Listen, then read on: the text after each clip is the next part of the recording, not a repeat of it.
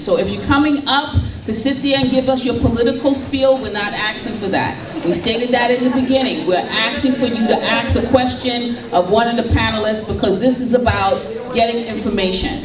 Okay? So no, we're not here to politic. We're not here to politicalize this. We're here to sit there and ask information from the panelists. So if you have a question, please do that.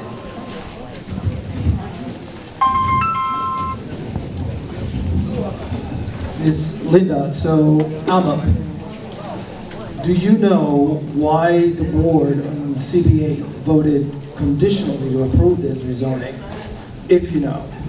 And is that an indication that most people on that board still in some way support this entire rezoning process? If you know. That is a very good question. This is Hector Robertson. He's running for Crystal Hudson. City Council. He's running for City Council. Talk to him outside. Yes, I do know that the board was convinced that if we don't do something, we'll get nothing. And so they went through all of these machinations and meetings, and they did not want just a blanket rezoning. They wanted conditional rezoning. They voted not to move the bus. How many people are familiar with Bishop Lowry Triangle on Underhill, Washington, and Atlantic? That has now been rebranded as Underhill Plaza, which is, you know, erasing Bishop Lowry's legacy, which is a whole other issue that we've gotten into. But one of the conditions was if you're going to move anything around in that park, you have to talk to the people who actually live there. So yes, CBA felt that if they put together these conditions, and there were 35 of them, you can call the office and ask for them. I have a copy, I can send them to you too. But then it went to Reynoso, and he's another one. We got to vote him out too. He's horrible. And he put it back in. He said he wants DOT to commit to a road diet for Atlantic Avenue, which means they would take Atlantic Avenue down to 1 lane. Yes, which is the trucking route while they're building 22-story high-rises because they've really thought this through, right? Because the point is to make it hard for you to get around. The point is to make it hard for you to drive, because then you're going to have to take a city bike or you're going to have to take a lift, right? But then they pulled some of the more important conditions out of this conditional approval. We've got a board member here who probably can answer this better than I can, Betty. Hi, Betty. Hi. But then Crystal Hudson and Chiwase came back to CBA and they convinced you guys to vote for this compromise that would include the higher level and the lower level, and then they went to City Council and they took it out. So, but then they were able to say that CBA approved it. But as you pointed out, this was the legacy of Cumbo. We cannot leave Rory out. We can't leave out the fight that MTOPP fought in the courts to stop them from taking the Botanic Gardens. That was a critical fight too. And you helped organize a lot of the block associations, and that's how we were able to try to control the community boards. That's why they had to remove most of them. Okay, Mike, sorry. Good night. It's a very good turnout, and it's good that people are here supporting your movement. Use the mic. Hard worker. You're a very hard worker, yes. My question to you is, why are these tax lien purchases exclusively for Wall Street purpose, Wall Street investors? Is there a law that governs these sales that cannot be changed? That is an excellent question. Let me do the second one first. Yeah. The second one first is that the city does this tax lien pursuant to city and state law. The law could be repealed, but it will take a movement to demand that the law is repealed. Senator Claire is her name, from Harlem, has introduced a bill in Albany to abolish the lien sales in a city over 1 million. She's the only one on it. Other Senate people need to get on it, but everyone presumes that it's a given. Your first question is, why is it only available to what Wall Street investors? Because we talked about 2 types of trust today. We talked about the community land trust. Trust are what's called a legal fiction, generally in the law. It's a private arrangement between people, between institutions, etc.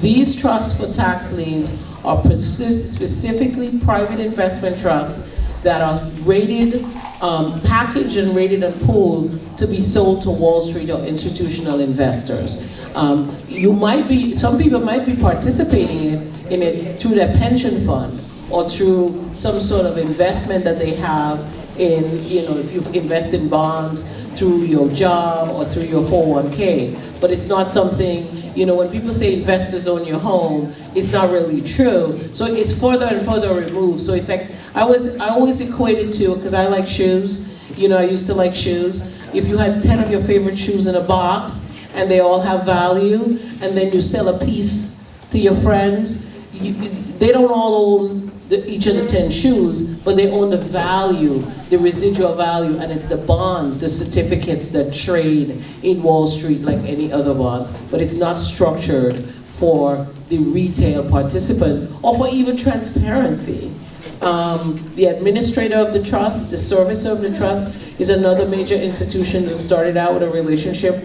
The principal with Mayor Giuliani continues to earn servicing fees, and so it's only this kind of discussion that brings it to the fore, and people should demand that it be repealed, in my view. Greetings everyone. Glad to see almost a full house. You should have this place packed. Alicia, you're doing a great job. Thank you for the work you do. I would say 30 seconds. I just want to say, first of all, my name is Dr. Bartolome Marcus, community advocate for Brooklyn, advocating for all of Brooklyn. Most of you know me, some of you don't, but get to know me because your homes are in trouble. And if we don't stand together in unity and come out and support one another, you're going to lose your home because there's a big plan. The courts are against you. Don't think you're going to go into court and win in court. Please, they're coming after your home, okay? They're going to tell the banks to stop lending you, stop receiving your payment, your mortgage payment, right? And then here they come with the foreclosure. Trust me, your signature paid off for your house already. Get with the insurance company for your home and save your home, okay? If you want to know more about it, because I'm saving a lot of people's homes. We just saved a home in Queens where the bank tried to take the people home. And we are fighting them, and we're going to go after them to make sure that they don't violate your rights. HGR 192 says that the government is responsible for your debts. So get with me, and I can show you how to protect your home, save it for generations to come. Thank you. Thank you for organizing this and for fighting. I do not own anything, not even a bicycle anymore. I just went, but I wanted to ask a question. How can we pressure the candidates in elections that are coming to deal with the issue of the tax liens? I think initially, I always tell people I'm a lawyer, I'm not an activist, but I've seen activism succeed. And just as how you getting just to call, I would suggest calling right now and asking for it to be stopped. There's no reason you cannot demand that it's stopped.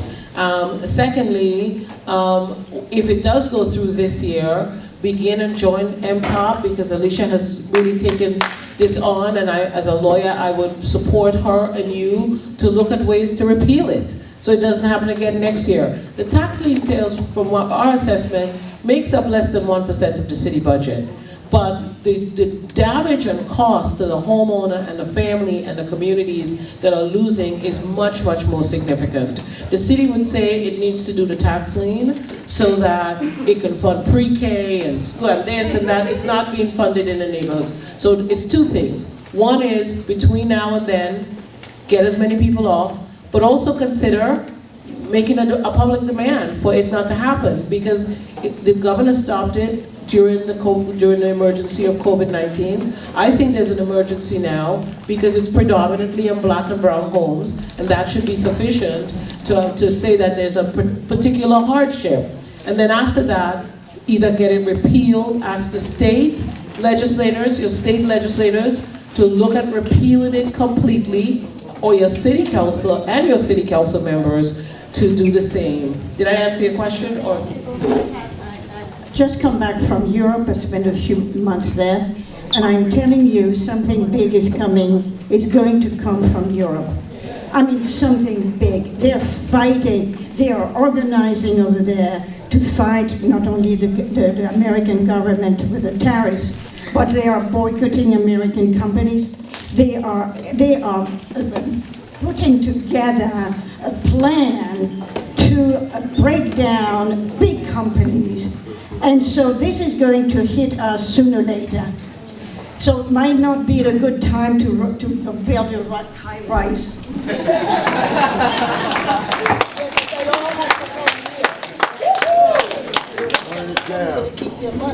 If you are on our email list, we will be sending a letter, again, through the QR code. So look out for that QR code, and you will be able to send a letter to your elected officials demanding that the tax lien be abolished. So watch out for that letter. But it's more than just letters, but letters help. If 100 people send a letter, that makes a difference to them because they know that you guys are voting, your voters as well. So look out for our campaigns because we will be doing some campaigns on this. We're not ending this. Thank you. Like Dr. Marcus, I just want to thank you guys for the work that you do. This is one of my first meetings with MTOPP, and I am like super impressed and like going to be doing a lot of work with you and for my own community. That's one. Two, I wanted to know with the high rises that are coming up, are you making sure, or is it that when these people, these developers build these high rises, if they're getting tax liens, are they allotting some of the units for the people that already live in the community at a below market price? Nope, forget about that. Don't forget about it. We just had, Lori Cumbo just approved the rezoning off of, on Franklin Avenue. I know that the same people, I always interchange them. It's a Floridian slip, you know. Hudson just approved a rezoning off, right across the street from the park, the children's park, the Jackie Robinson Playground. You know the old factory, the old factory, the Spice Factory. You guys know the Spice Factory. She just approved a rezoning, 10 stories. It's going to put shadows on the Jackie Robinson Playground for 5 hours per day in the coldest days of the year. So we lost that. So, right. What she did is she made an announcement that this was a win for the community because we got quote-unquote affordable housing. However, when you look at the target, it's for someone who makes $141,000 for one person. That's the minimum. A studio is going to cost $3,900. That's for a studio. So unfortunately, no. No, but this is what your elected officials brag about. This is what, can I see that flyer? Affordable.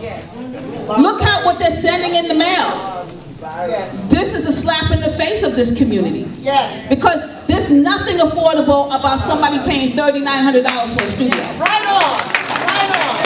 People who have that kind of money don't need affordable fucking housing, okay? Let's get that together. They do not need it. They are not looking for housing. There's people who are making $30,000 that's looking for housing, and $20,000 that's looking for housing, and $40,000 that's looking for housing. Not people who are making $141,000. Okay? What are you doing? But this is what they do to us. And then they send the mailers. She's affordable. She's doing affordable housing. She's not. And so unfortunately, nothing is coming in our community that we can afford. No, because it's the law. The law. I just want to add, Alicia knows, we've been talking about this privately, it's one of my pet peeves. Let's just be clear what 130% AMI does as affordable. And forgive me if anyone here is offended by this, because I said it earlier, we are all one family in here. It is to whitewash the neighborhood. Because who is more, you know, I use that just the way America uses it historically, not ethically, right? Thank Who can afford 100, if you make the affordability bracket 130 to 1, you know that it's more likely than not, based on the history of America, that the people who would be affording this will not be of African American or African descent. 1. 2, you also know that it's more likely than not the people in the surrounding community will be displaced in the short term because that would rise up all the other rents. It's been a fight I've been quietly doing. So you guys we have to be vigilant about this. The golden plan. So we should do something about it. That is what's happening right now. I'm sorry. Any other thing is deed theft. Deed theft is big in Brooklyn, like Dr. Marcus was saying. There is this man, he is on trial. The verdict is being read on June 5th. If anyone could go, 320 J Street, the 19th floor, Sanford Soley, a Hasidic Jew. He stole over 14 homes from black and brown people in Brooklyn and Queens, collecting over $1 million in rent. Was getting ready to pass these homes down to his family and leave black and brown children in shelters and everything. So we have to get up in arms and fight because we are at war. Housing is a human right. We put enough into the system and we should get back those hours.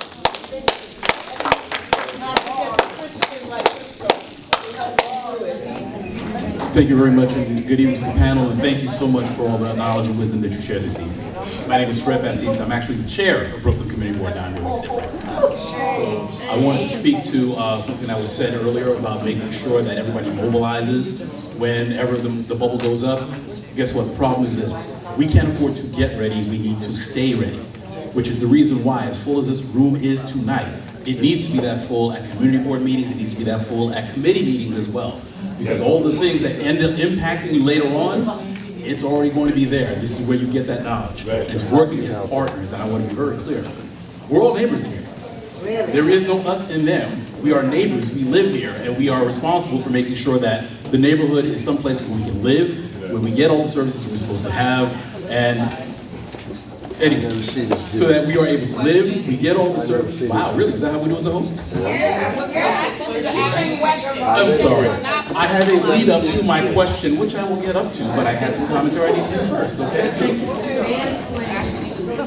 No, I'm asking for the respect that would normally be due to somebody who is speaking. Ms. Bryant, thank you. So anyway, as I was saying, part of that is making sure that as a community, we are in the places we need to be. So, we just finished going through a round, and there's complaints about 18 new people. There is no reason why there can't be 18 new people next year who are sitting in this room. But, let me get to my question. I'm sorry? Well, but to answer that question, and I will answer that question, and then I'll get to my point. The reason why we don't know their names is because the community board office does not get that information in terms of, not the names, we get addresses, we get contact information, we have phone numbers, so we know they are members of the board. Their personal information is part of that application process that is in Borough Hall. And I'm sure everyone in here understands. And I will get to the question, sir. Thank you very much. I will get to the question. I do have the mic. Thank you very much, sir. It feels great doing this. So anyway, part of the issue is always that we end up doing this where, you know, part of the issue is the information is in places, but one of the big things we also have to understand is there is also a respect that is due to everyone as well. The same way nobody wants their phone numbers and people emailing their employers or any other kind of personal information or information about family members or anything else, that's the reason why that happens. But to get to my question, Professor Ngati, I do want to thank you for all the information that you provided, and I've followed you over the years. Part of what I'm looking at is, I will get to the question I'm ready. Disrespectful neighbors. So, part of the problem is, you said you've seen community boards established since 1975. The issue is, we haven't seen too much in terms of structural changes that have happened. What would you recommend happen structurally so that way community boards are empowered and more impactful in the processes, especially when it comes to zoning and all these other things? Thank you. Thank you.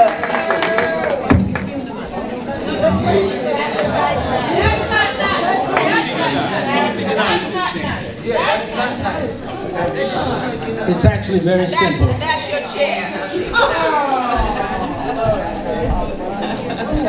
It's actually very simple. First of all, community boards have a budget of less than 1% of the city budget. Secondly, they're all appointed by others, and it's not a competitive process. You don't have to have, all you have to do is know the city council person and the borough president, or they pick you out because you're pliable. So it's not set up as a democratic institution. It has no budget. It has no budget to do anything. You want to do a community plan? You got to raise money for it. You can't, community boards could be democratic institutions, but the way they were set up was to defeat the gain that the civil rights movement had made possible. Thank you. So that communities could have power. Right on. That's it. Yes. This was it was the anti-power reform. Decentralization, not community control.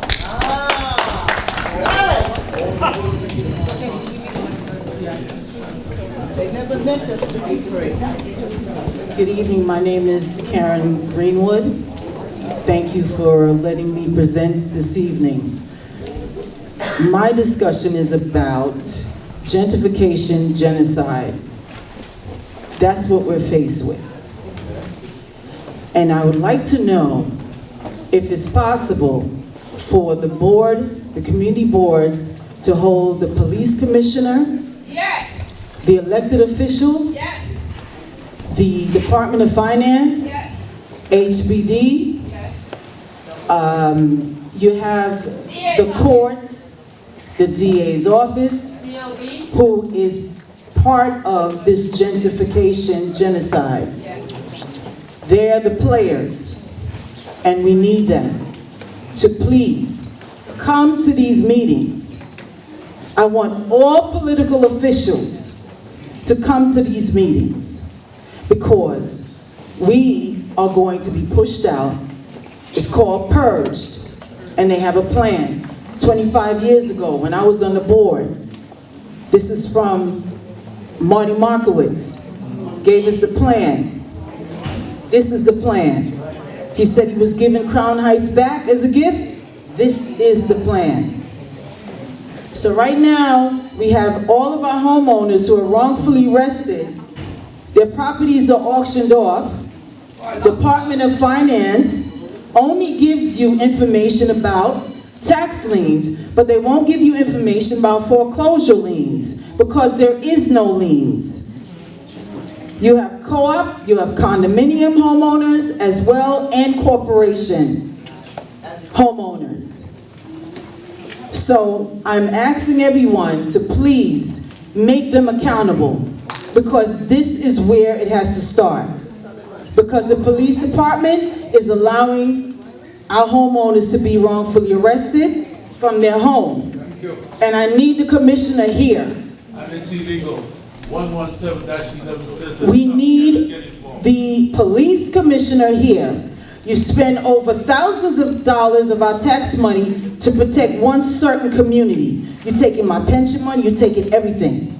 And I can't even get a word in or assistance. That's not going to fly. So that's my question to when is that going to happen? And we will be here. We need all of the ringleaders who's in charge of the gentrification genocide to please come to our meetings. Thank you. Yeah, speak, that was right. We gotta get rid of the genocide. Coming in our neighborhood. And also, I would like a community hub for the black community. We have asked our elected officials to come to like community board meetings, and they have just refused. They won't show up, so, well, that might be true, because that's just how they treat us. But we have this gentleman also been waiting a long time. also with the nonprofit. Thank you, Ms. Boyd. Good evening, everyone.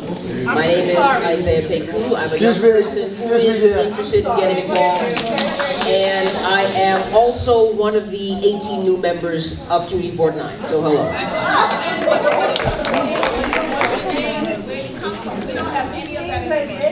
That is true, but I'll be happy to speak with you after if you'd like. But Did you give it to Zelno? Sorry, you gave Zelno the papers for me? that is true, but I would like to ask my question because I do have work tomorrow, so I've got to get some sleep. But my question is, we've spoken a lot about community board meetings, and we've spoken a lot about coming to meetings like this, but what are some of the other meetings and organizations that we should know about that are mobilizing our communities to stand against the issues that we are facing? Tell us what you're doing here. You want all this information. Exactly. Fair trade.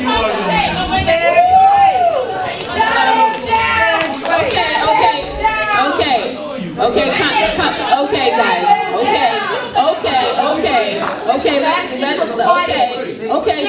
Just a minute. Let me do this, please. Let me do this, because I'm real good at this. Let me do it. You have been appointed on the community board, and you have been appointed and sworn in to represent all these people, okay? By law, because you have been appointed, you are considered an official person. And so by law, we have the right, because you're representing us, to know what's your name, What you doing? what job you have, what are your affiliations. Now, we may not have to know his address. We don't need to know his social security number. Definitely don't get that. We don't need to know your email address or your phone number, but we do need to know who you are as a person. What you doing for us? So, because you have now been newly elected and you're now representing us, the respect that you need to give us is just tell us who you are. What are you doing? You put that information on your application, did you not? You talked about your job, you talked about your affiliations, you talked about why you want to be on the community board. So now we're asking you to give that to us. Tell us who you are.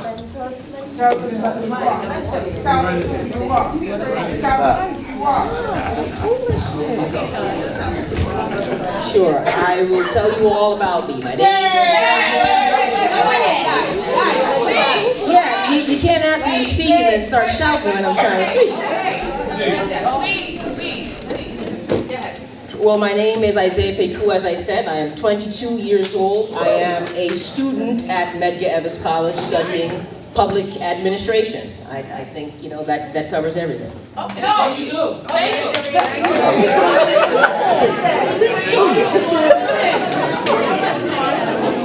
Okay, so as far as you had a question, guys, he had a question, and his question is, what other meetings and what other?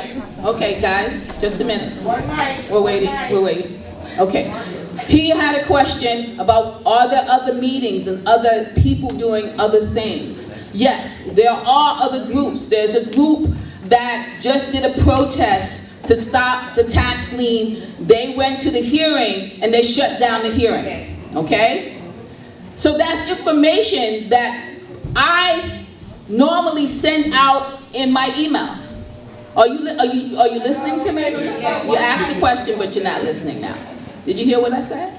Okay, I'm a teacher, guys. I used to teach kindergarten, so I'm just asking you, if you're asking a question. So there are groups and organizations that are sitting there doing these fights. If you get on our email list, you'll be informed about those groups and told.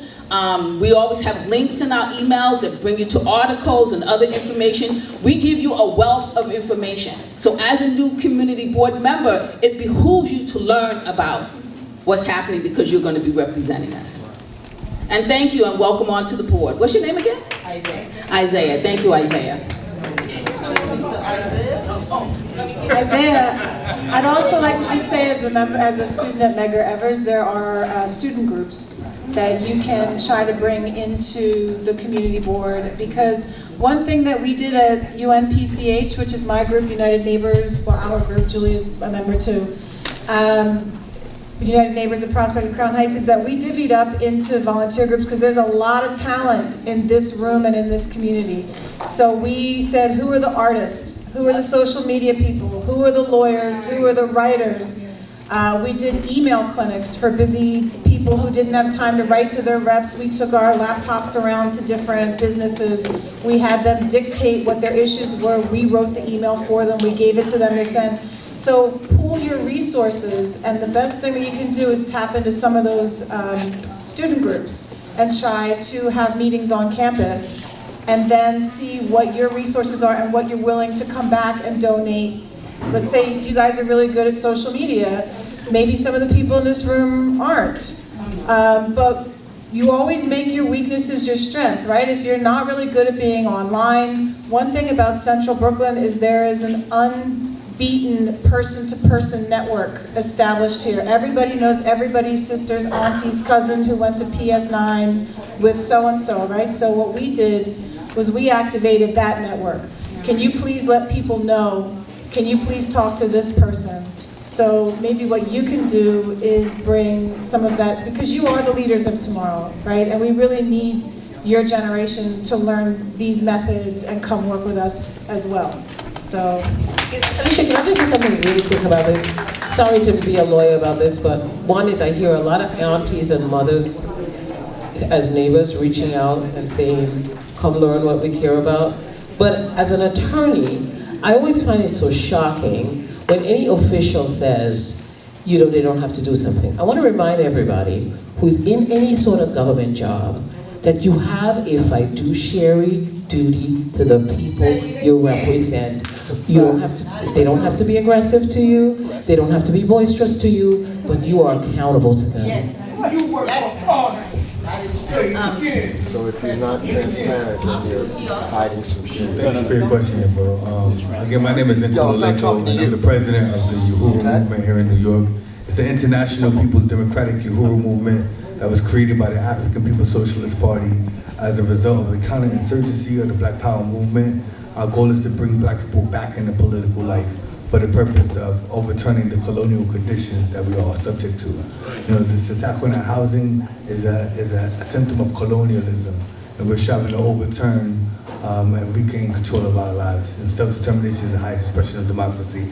We have weekly workshops at Mega Evans. I'd definitely like to invite you. We have a Mega Evans coalition that consists of various grassroots organizations, or African People's Revolutionary Party, the International People's Democratic Uhuru Movement, PSL, and we have social justice workshops on the campus that speaks to issues like this, like gentrification, displacement, ethnic cleansing, and then speaks to our responsibility to combat it and to overturn it, and to identify just representation so that we can have representatives in government that truly are going to defend our community's right to have self-determination, as opposed to working in the interest of real estate developers or special interest groups. I think that answered your question, right?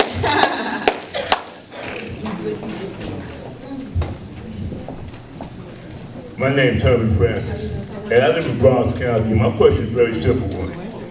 What is the congressional people doing? Because I remember when Levittown was being built.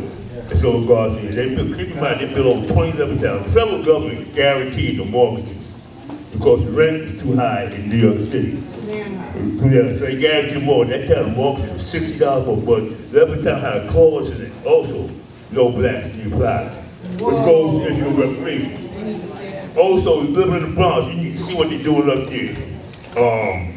What's it called? Parkchester. The judge told them they got to kick up 800 apartments to Section 8. That's right. 800 apartments. Parkchester has to open up to Section 8. Right. Plus the building they're doing on 27th Street where the old Pathmark used to be. Oh, you need to look at this stuff. And I remember more than 30 years ago, a presentation was made by Community Board 3. Instead, the Community Board do hold power, and all the work is done in committees.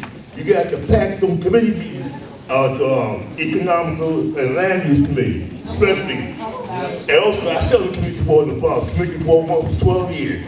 8 on chairperson of municipal service. Also, I sat on school board, 1 year vice president. School board 7, which is another story itself, 1 year vice president. But getting back to the congressional people, because we had a big fight up there about that. Because we had a mayor's forum this past Sunday about stabilization of rent. I believe you don't have that difficulty out here. You got a mortgage difficulty. But also it goes back to Freedom Bank and how they got found. Because Jackie Robinson could not get a bank loan to buy a house. So your co-founded Freedom Bank on 125th Street. And they allowed it to fail. And I remember sitting in a room with Percy Sutton was making a presentation. And he said the only difference between the Powell Theater and Carnegie Hall is that Carnegie Hall has apartments above it, or the Powell does not.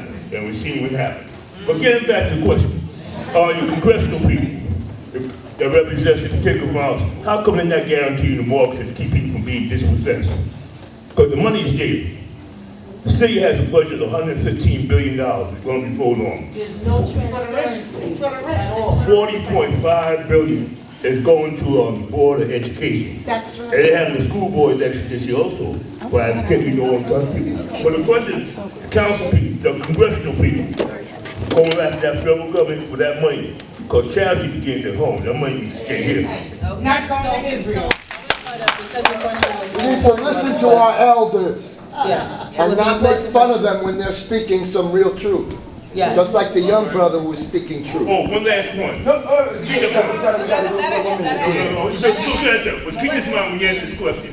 This mess got started because the city used to have a law called the Liens law. In order to be a city worker, you have to be a city resident. And here's where it gets nasty.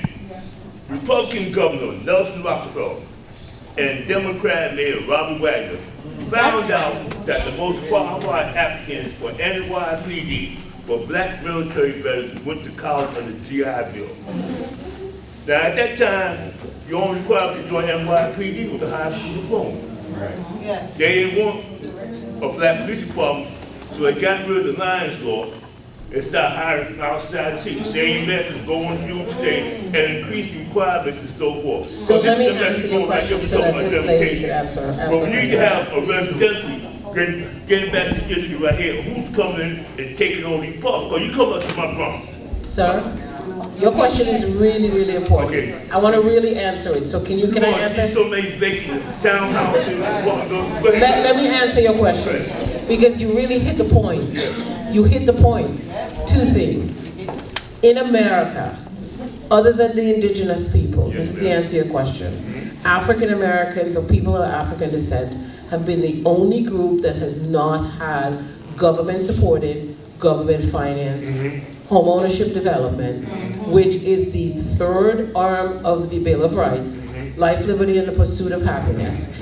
More closely, when we got to the Great Recession in 2008, and subprime mortgages ravaged black communities from here to California under President Obama's administration. That's right. And everyone knew the mortgages needed to be reformed. Right. But there was a presumption that it was black people who got mortgages they couldn't afford, which was a lie. Right. And they were convinced that the banks were not going to be made to be required to reform and restructure the loans. So it wasn't mandatory to modify. And although we had great laws like in New York State that said you had to negotiate, restructure them. So again, we were the only group, just generally speaking, who bought it on our own, then got subprime mortgages, never had 30-year conventional mortgages that amortized down so you can pay it off, own your home, and pass it on to your children, that was supported by the government. Hence, as everybody in this room knows, hence, over 15,000 homes in Brooklyn alone, the Bronx the same, Queens the same, started to go on foreclosure from 2010 into 2015, and then, as everyone has said, the courts, knowing that we have the best laws in the country to save home ownership whenever possible, has set a system that I believe that I've taken a lot of flack for, to make sure those laws are not applied or implemented so families can stay in their homes and keep their equity The biggest deed and equity theft that is happening in our borough is happening every Thursday at the auction for foreclosures, 1 to 4 family homes. So thank you for asking that question. Right on. Right on. I hope I've answered your question. The largest transfer of wealth from one group to another in the history of the world. That they only touch black and brown. That's right. That's right. Sorry, first a quick comment. That's captain. I thank you for the floor. You make it good. One mic.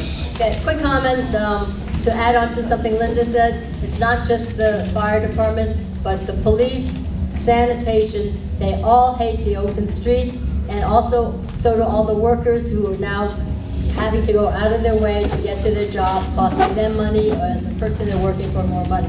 But my question is for everyone here. If you take these flyers, the dirty money flyer, what do you think about walking around with some tape, and every time you see a poster of Crystal Hudson's, taping this over her poster? Right on! You don't think that's too mean, do you? Okay, and that's my question, and thank you everybody here. Remember, walk around with tape and flyers. Don't forget to We have the flyers in the back.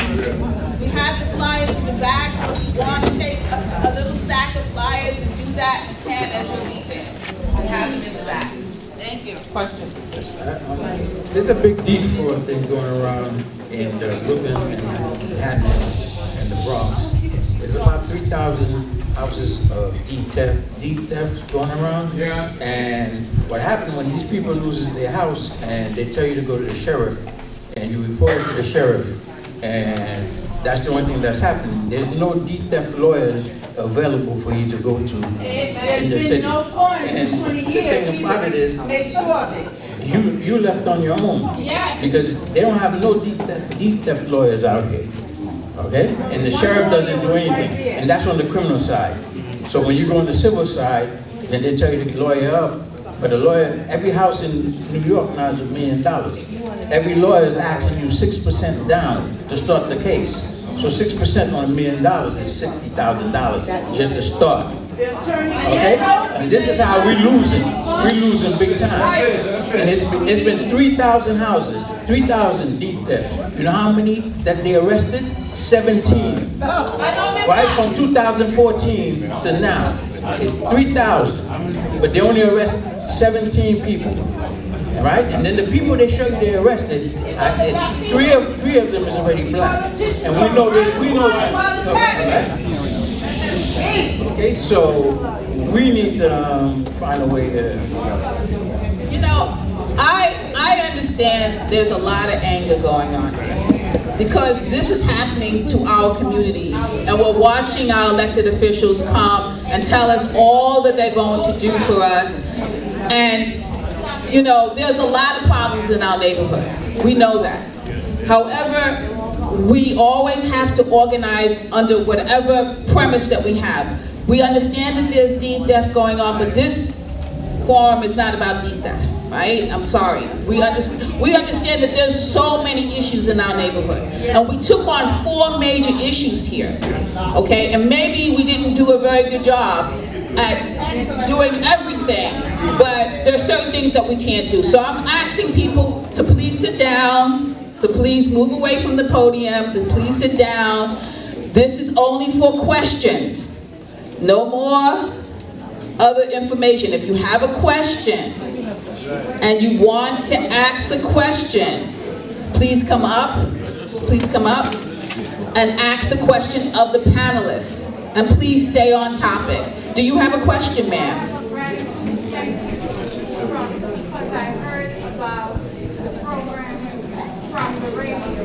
Okay. Yolanda, that's myself. Support public radio. Okay. And I came here because I heard this on the radio, and it was very interesting because there's stuff going on in my Thank you so much. We were on the radio. We do appreciate you coming back and coming all the way over here. We want to thank everyone for coming and taking the time to come out in the rain and filled up this space, you know, really. I would like all the rabbis to come to that next meeting. Yes, I want. Oh, okay, guys. let's go ahead and ask her. My question is for Linda. What were the results of your work on Underhill? Because I know Underhill open streets were on the weekdays and not weekends, and so it was only open to bikes during the weekdays, I believe. So what were the results of that? Because I'm not 100% familiar with what those results were. That's a very good question. That is ongoing. Is everybody here familiar with the Underhill Bike Boulevard? If you're not, you should take a drive down Underhill because they're getting ready to do it down Bergen and Dean as well. Basically what they did was they removed the barricades and they put flower pots in the middle of the street, and that is designed to slow the cars down, even though Underhill has been a very safe street. As everybody knows, it was part of the shell game. And you should also be aware that those flower pots, those plants are repotted every 4 months. So they take the plants out, they throw them away, and they put in new ones. And there is a $27 million contract that was approved by City Council. And apparently those funds were earmarked for underserved neighborhoods. So Underhill Avenue next to Prospect Park and the Botanic Garden is not lacking for flowers in open space. So we feel that the community board sort of pushed it. The result, to answer your question, young lady, the results are we made enough stink. I'll tell you what we did. Crystal Hudson went out on parental leave, and she left us hanging. So we went to Robert Carroll, who's our assembly member. And Robert Carroll said, you know, it makes sense to me. You guys are dealing with Barclays, the sewer, the Vanderbilt thing. Underhill seems a bit too much. I'm going to get you a meeting with DOT. The night before our meeting, we got an email at 5 p.m. saying, after we'd been flyering and calling and texting, getting people to turn out to this meeting, tomorrow's meeting is canceled. My phone blew up. I told you, bought and sold, blah, blah, blah. So we had the meeting anyway. And we passed the mic amongst ourselves, and that's how Unpunched got started. About 200 people showed up, Julie, something like that. At the end of that meeting, we had an action, and I gave out Crystal Hudson's cell phone, and everybody called Crystal Hudson, and everybody called Robert Carroll, and we asked them, why were you not here?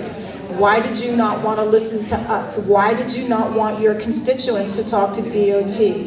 And we were told that we raised holy hell, pardon me, I'm in a church, but we raised holy heck. And that got the action that the Underhill Bike Boulevard was supposed to be a lot worse. It's pretty bad now. But they were going to remove, I think, half the parking and on a residential street. So we did get it toned down. However, we're still very much actively trying to get it rolled back because it is impacting our working class members the most, our seniors and our disabled. And I'll just give you a quick example of the inequity of this particular design is that PS9 is on Underhill. PS9 is a Signet school, it's a multilingual school. They take, I think it's called IP, I forget they take autistic children. And not every school does, so people drive from across the borough, which means their parents have to go to PTA meetings and they have to get dropped off, and that's been impeded. But the most egregious thing to us is that there used to be 3 large dumpsters that the school used.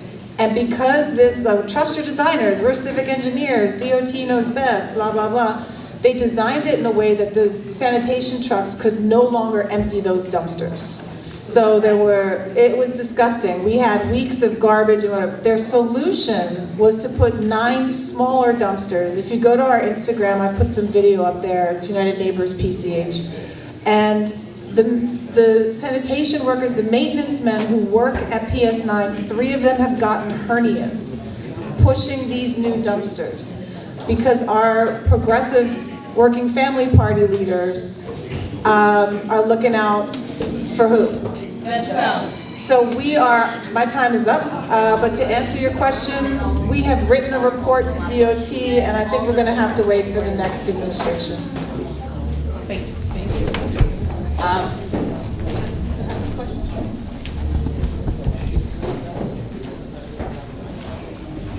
You mentioned a couple of times AMA. I just wanted to know the definition of that. If that's an acronym for something, what is that?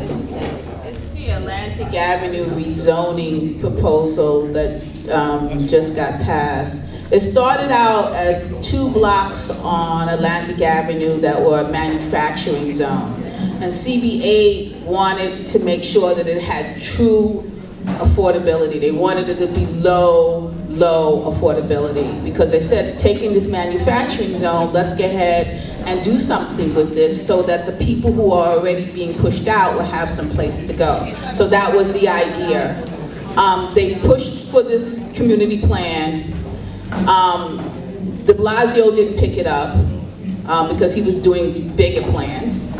And then when Eric Adams came into office with Crystal Hudson, they picked it up and claimed that this was going to be community driven. You know, this is CB9. CB9 asks for the rezoning, so CB8 asks for the rezoning. So they were going to make sure that they included CB8 in all its decisions, and there was all these meetings and meetings and meetings and meetings and meetings and meetings. But at the end of the day, the community board had 25 conditions, and 35 conditions, and they only met 2. They only met 2. Because that's what they do to you. They convince you that a community plan is going to be something that you should be invested in, it's a way of controlling your neighborhood, you're going to get the housing that you want.